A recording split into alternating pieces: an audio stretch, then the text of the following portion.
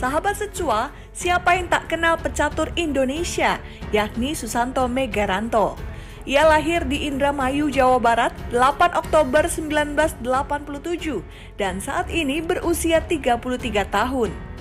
Susanto adalah seorang grandmaster catur termuda Indonesia. Ia pernah mengikuti sekolah catur Utut Adianto atau Secua. Saat ini, ia merupakan juara 1 catur di Indonesia. Nah, sahabat Secua, ingin tahu lebih dekat tentang seorang Susanto Megaranto? Berikut wawancara eksklusif dengan Susanto Megaranto.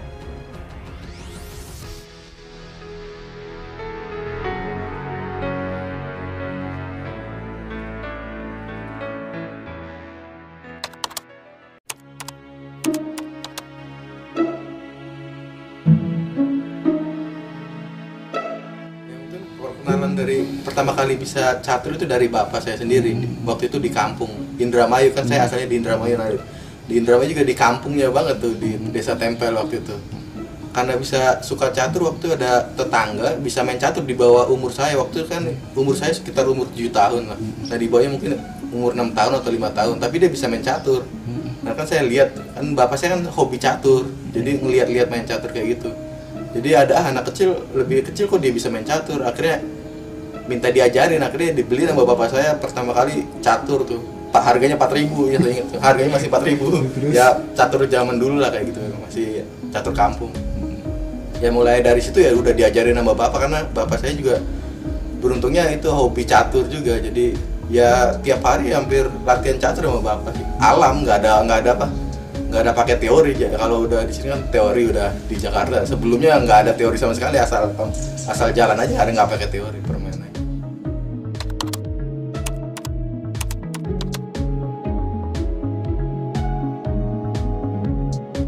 Yang pertama sebelumnya nggak langsung sekolah catur, waktu ada langsung didaftarkan ke kabupaten waktu itu. Nah itu akhirnya diikutkan di kejuaraan Jawa Barat waktu kelompok umur 12 tahun. Tapi waktu saat itu umurnya saya masih 7 tahun. Tapi memang zaman dulu kan belum ada kelompok umur 7 tahun. Paling kecil tuh umur 12 tahun, jadi harus otomatis saya ikut yang umur 12 tahun, tapi umur saya masih 7 tahun. Dan waktu itu nomor 2 di Kejurda Jawa Barat, terus akhirnya diikutkan ke Kejurnas. Nomor 3 juga, waktu itu masih paling kecil peserta waktu itu. Karena kan umurnya 12 tahun, lawannya masih SMP, saya masih SD kelas 2 waktu itu. Terus akhirnya momen yang paling penting bisa ke Jakarta, ke sekolah catur itu gara-gara juara 1 Kejurnas tahun 97 di Banda Aceh. Waktu belum sekolah catur, masih alam, tapi bisa juara nasional lah. Waktu sebelumnya di kejuaraan Jawa Barat ngalahin ada didikan sekolah catur yang lebih awal, namanya sama sahabat saya juga, si Taufik Khaled, Dream Team. Ya gara-gara dia kan dia udah sekolah catur duluan dari tahun 93 mungkin. Tapi itu waktu itu saya ngalahin dia. Yang saya belum sekolah catur, dia udah sekolah catur. Nah mungkin dari ada pembina sekolah catur seperti Pak Eka, Pak Utut, dan Pak Kris kan melihat potensi yang pemain-pemain berbakat waktu itu, jadi dipanggil waktu itu. Waktu juara nasional, apalagi waktu itu juara nasional, akhirnya dipanggil juga ngalahin Taufik ke Jakarta supaya sekolah catur di sekolah catur Enerpak zaman dulu waktu itu di Roksimas masih. Namanya waktu masih itu belum namanya sekolah catur Utut Adianto, masih Enerpak. Itu 97.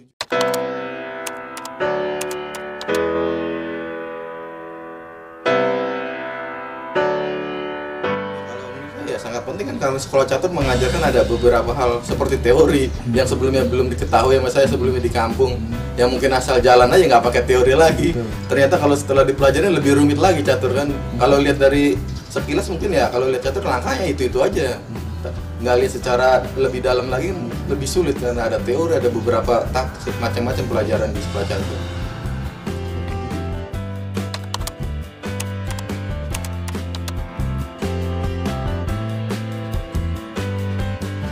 Kali waktu itu juara Kejurnas di Banda Aceh, karena impian bapak saya sendiri ke kota, tapi kan kendala dengan biaya waktu itu kan.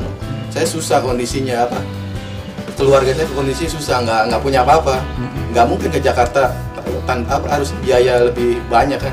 Nah itu juga ke sekolah catur dikasih fasilitas sama Pak Eka dan pembina Pak Eka, Pak Kris sama Pak Utut, dikasih gratis itu. Sekolah caturnya gratis, tinggal di situ di asrama juga. Di sekolah catur yang Utut Adianto tinggal di asrama. Jadi semua gratis, tinggal belajar aja. Semua keluarga dibawa kan, karena waktu itu masih kecil juga.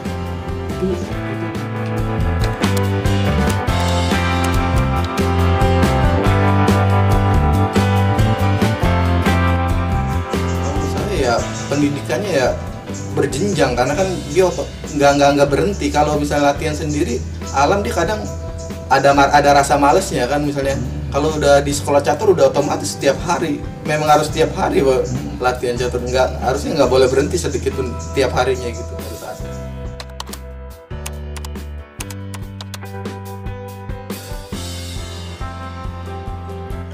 Kalau dukanya ya kan saya tinggal lihat di asrama di sekolah catur, mungkin yang cuma satu petak kamar itu sama bapak sama ibu waktu itu.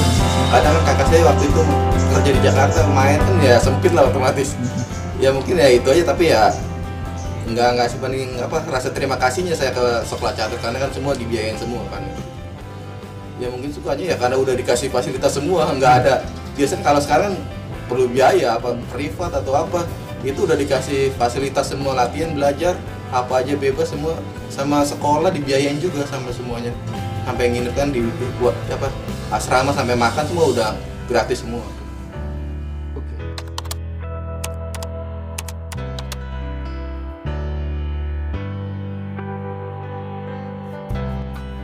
Ya karena kalau di semua atlet pasti ada momen ada yang naik turun, cuman ya memang itu proses, karena harus biasanya kan kadang kalau itu ada pengurus, biasanya kalau udah berkeluarga pasti menurun biasanya. Ya memang semua proses semua pasti harus ngadapin juga, karena semua orang butuh keluarga juga menikah kayak gitu. Tapi ya harus dijalanin aja sih sebenarnya. Kalau kita fokus atau tekun terus, ada motivasi terus, pasti bisa sih ke depannya, masih bisa naik.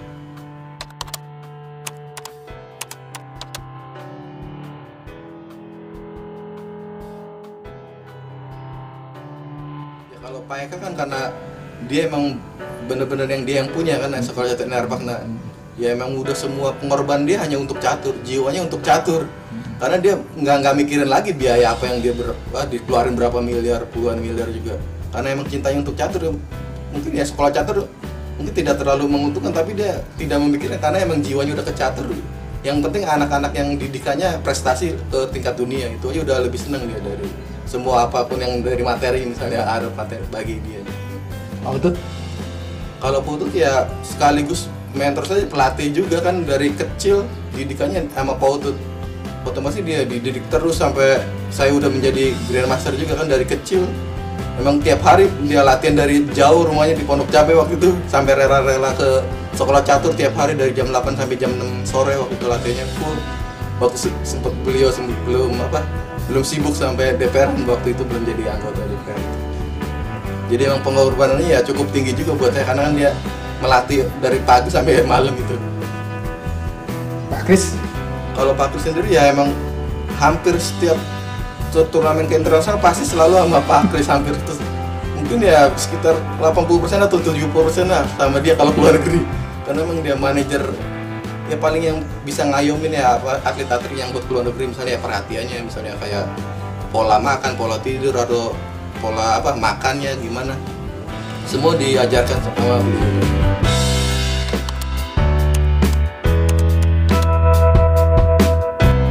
Kalau sekarang ya sehat selalu aja karena mungkin ya semua tiga-tiganya kan karena udah lanjut usia juga. Karena saya ya mungkin rasa terima kasihnya nggak mungkin terbalaskan. Ya saya sangat terima kasih dari saya sendiri dan keluarga juga.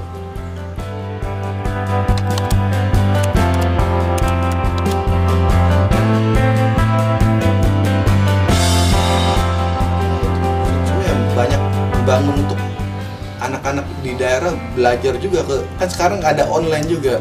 Secua menawarkan pelajaran-pelajaran online itu yang sangat dimanfaatkan, bisa misalnya kayak yang jauh kan, misalnya yang nggak ada di sekolah catur itu ada beberapa cabang.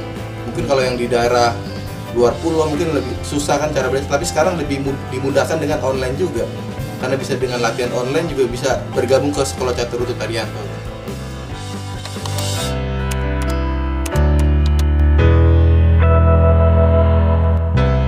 Sama aja sih sebelum pandemi dan setelah COVID juga sama aja, saya latihan terus. Di latihan kan bisa latihan sendiri, kalau di catur saya misalnya melihat komputer, kan banyak ada data-data di komputer, jadi sama aja hampir. Apalagi ada keuntungan tersendiri juga di misalnya ada COVID gini, jadi latihan di rumah terus, jadi jadi ya kan nggak bisa ngapa-ngapain, jadi ya latihan terus di rumah, otomatis ngerjain ya latihan aja, nggak ada lagi kegiatan yang lain.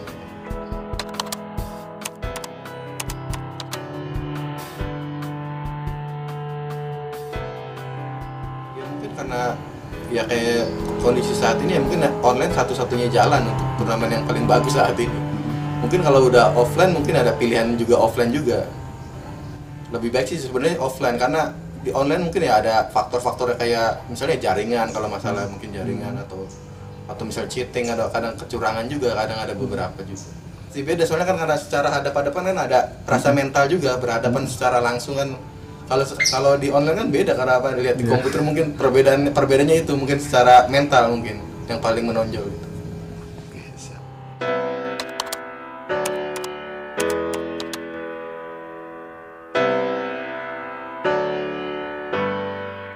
Ya harapannya udah sekarang mencetak Grandmaster baru seperti yang barusan kemarin yang mendapatkan Grandmaster kayak Novendra Priasmoro tuh. Baru dapat dia setelah lama, saya waktu itu tahun 2004 baru ada lagi Novendra Priasmoro tahun 2020 sekarang. Itu sangat jauh sebenarnya gapnya kan, berapa puluh tahun.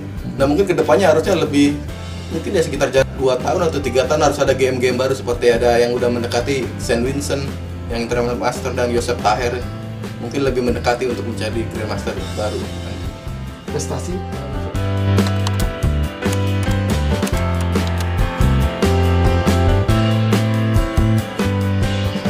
misalnya belajar tapi ya mungkin harus difokuskan.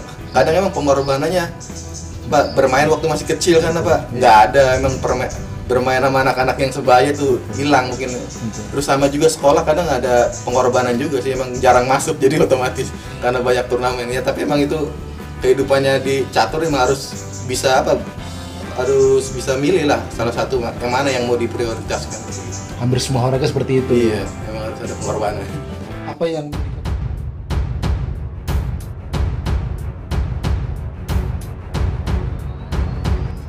usianya bertambah ya, kayak Susanto walaupun masih pecatur terbaik Indonesia, dia kan sudah berusia di atas 30 tahun ya, 32. Nah, sahabat secua, keren kan jejak langkah sang jawara Grandmaster Susanto Megaranto? Memang bukanlah jejak langkah yang mudah dan ringan, bahkan merupakan jejak langkah yang curam dan terjal. Namun di atas sana, prestasi dan apresiasi pun telah menanti. Mari bergabung dengan Sekolah Catur Utut Adianto atau Secua, menciptakan pecatur kelas dunia. Sebuah keberhasilan tentunya perlu sebuah pengorbanan.